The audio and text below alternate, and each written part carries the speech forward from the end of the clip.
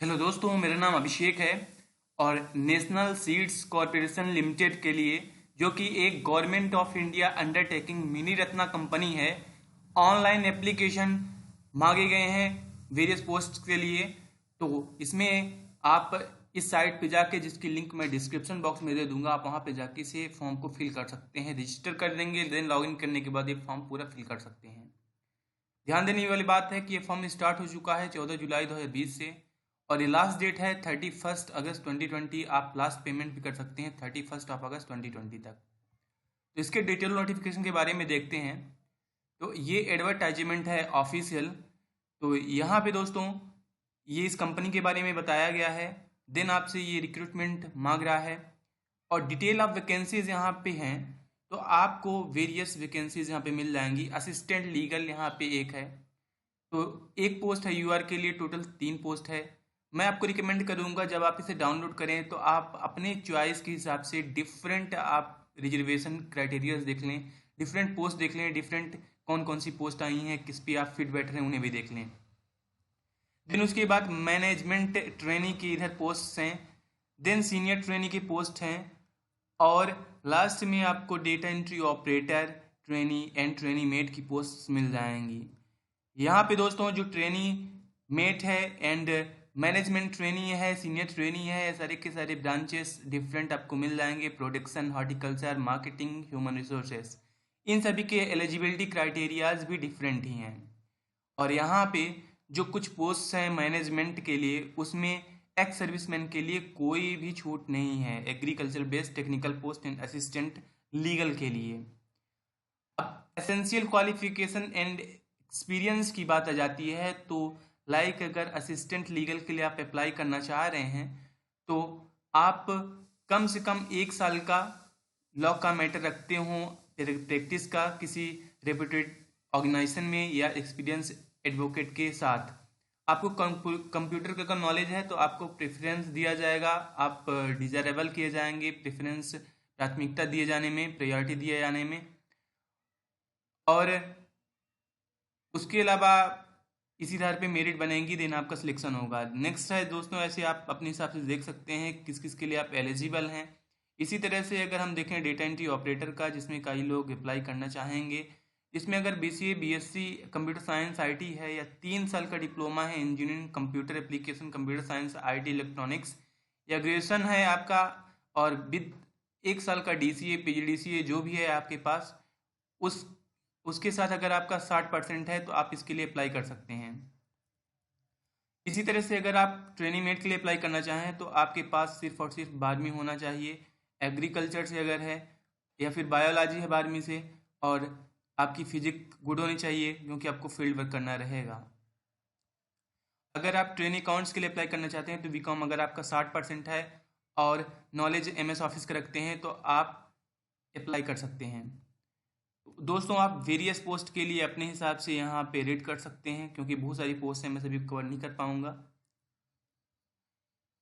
यहाँ पे दोस्तों। दिन उसके बाद कितना सैलरी मिलेगी ट्रेनिंग के टाइम, उसके बारे में है।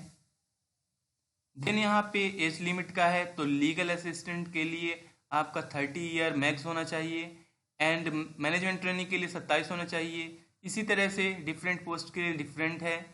और यहाँ पे जो पहले से ही इस डिपार्टमेंट में काम कर रहे हैं और उन्होंने 4 साल अपना अगर पूरा कर लिया है, तो उनके लिए कोई भी एज बाउंडेशन, एज बार नहीं है। तो डिपार्टमेंट में अगर कोई आप नेशनल सीड कॉर्पोरेशन में काम कर रहे हैं तो आपके लिए एज का कोई मैटर नहीं है।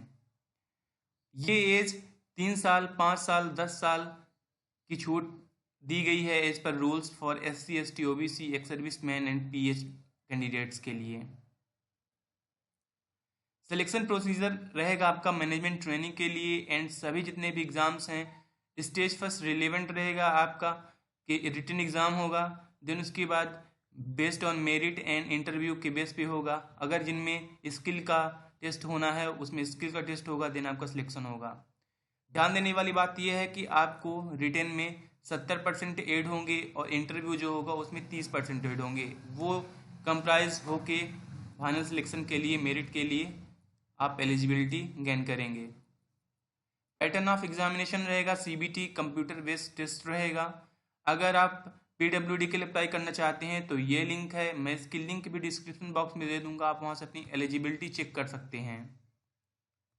देन दोस्तों आपको अप्लाई कैसे करना है, जैसे अपन ने अभी देखा था, ये ऑफिशियल साइट है, मैं इसकी लिंक भी डिस्क्रिप्शन बॉक्स में दे दूंगा, आप वहाँ से जाके क्लिक करके ये फॉर्म रजिस्टर कर सकते हैं। देन आप यहाँ पे लॉगिन करके ये फॉर्म फिल कर सकते हैं।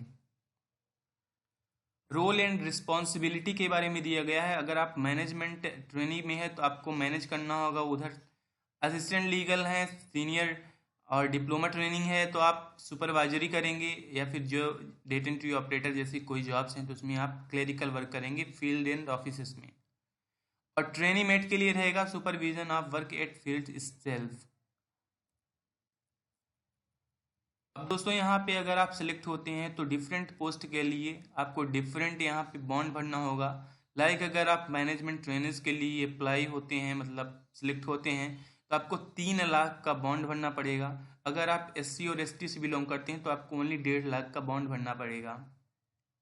इसी तरह से अगर आप अदर पोस्ट के लिए जाएं, जैसे आप यहाँ पे जाते हैं ट्रेनिंग के लिए, तो इनके लिए 1,40,000 है for other post, and for SC and ST candidate 70,000 उनको भरना पड़ेगा। अब यहाँ पे जनरल कंडीशंस है, इंफॉर्मेशन है कि कौन कौन अप्लाई कर सकता है। सारे इंडियन सिटीजन अप्लाई कर सकते हैं। और ऑन पोस्ट आप यहाँ पे आप जो अगर फाइनल ईयर में आप हैं तो आप नहीं अप्लाई कर पाएंगे, मतलब जिस दिन आप अप्लाई कर रहे हैं उस दिन आपकी जितनी भी क्वालिफिकेशंस हैं जो कि आप रिलेवेंट पोस्ट के लिए ज़रूरी है आपके पास होना ज़रूरी है। लाइक 31 अगस्त से पहले अगर आपके पास वो डिग्री, डिप्लोमा या फिर कोई भी सर्टिफिकेट आ जाता है जो कि इसमें मांगे गया तो आप अप्लाई कर पाएंगे। जैसा आपने पहले देखा था, अगर आप डिपार्टमेंट में हैं 4 साल अगर आपकी सर्विस है NSC में, तो आपके लिए कोई भी एज बाउंडेशन मैटर नहीं करेगी। तो दोस्तों आप अप्लाई करिए, अगर आपको कोई दिक्कत जा रही है तो आप हमें कमेंट करिए, हम उसका सोल्यूशन करेंगे। Thanks for guys.